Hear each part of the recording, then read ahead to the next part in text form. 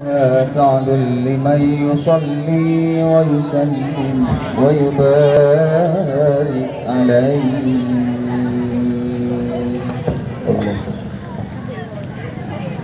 بسم الله الرحمن الرحيم.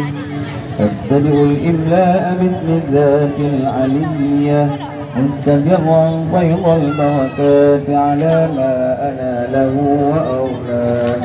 وأزني بحمد الموارد سائغة هنية منقطعا من الشكر الجميل مطايا.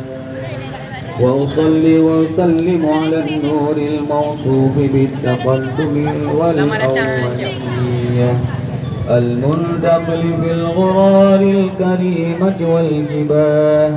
وأستمنح الله تعالى رضوانا يخص العطرة الطاهرة النبوية ويعم الصحابة والأتباع ومن والاه. واستجديه هداية لسلوك السبل الواضحة الجلية وحفظا من الغواية في قطاف الخطاء وخطاه.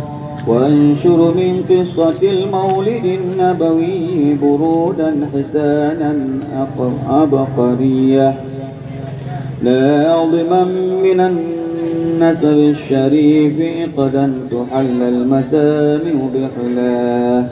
وأستعين بحول الله تعالى وقوته القوية وإنه لا حول ولا قوة إلا بالله.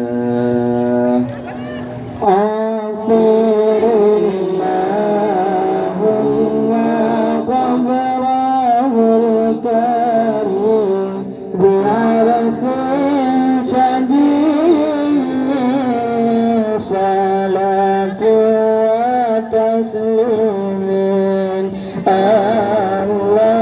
اللهم صل وسلم على سيدنا محمد بن عبد الله بن عبد المطلب واسمه شيبة الحمد حمدت خصاله السنية ابن هاشم واسمه عمرو بن عبد مناف واسمه المغيرة الذي ينتمى الانتقاء لعلياه ابن قصي واسمه مجمع سمي بقصي لتقاصيه في بلاد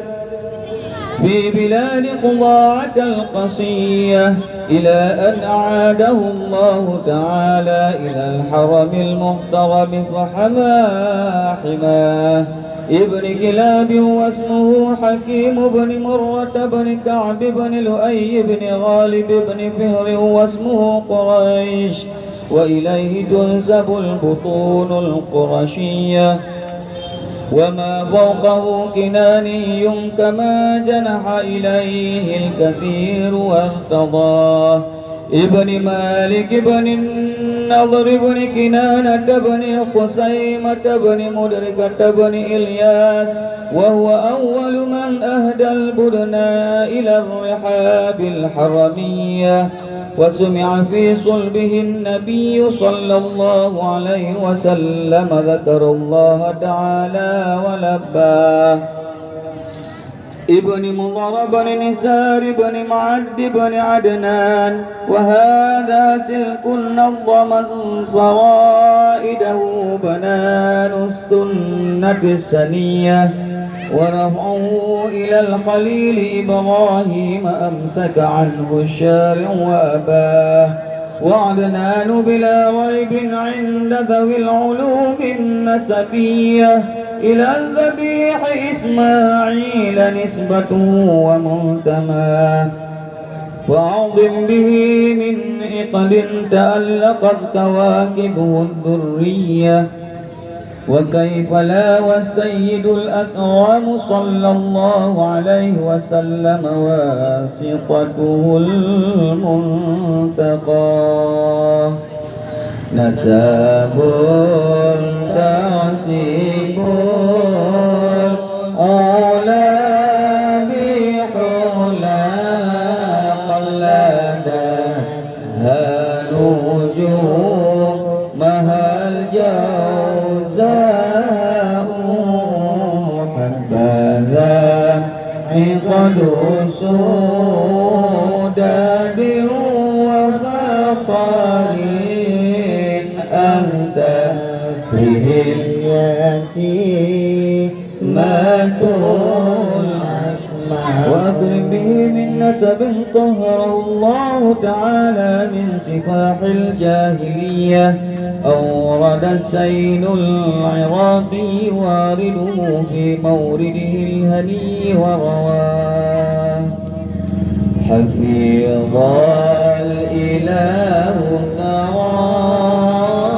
كرامة لمحمد أباه الأنجاد صونا لاسمه تركوا السفاح فلم يصبهم عاره من آدم وإلى أبيه وأمه ومهيا كالشمس منك مضيء أسفرت عنه ليلة غراء ليلة المولد الذي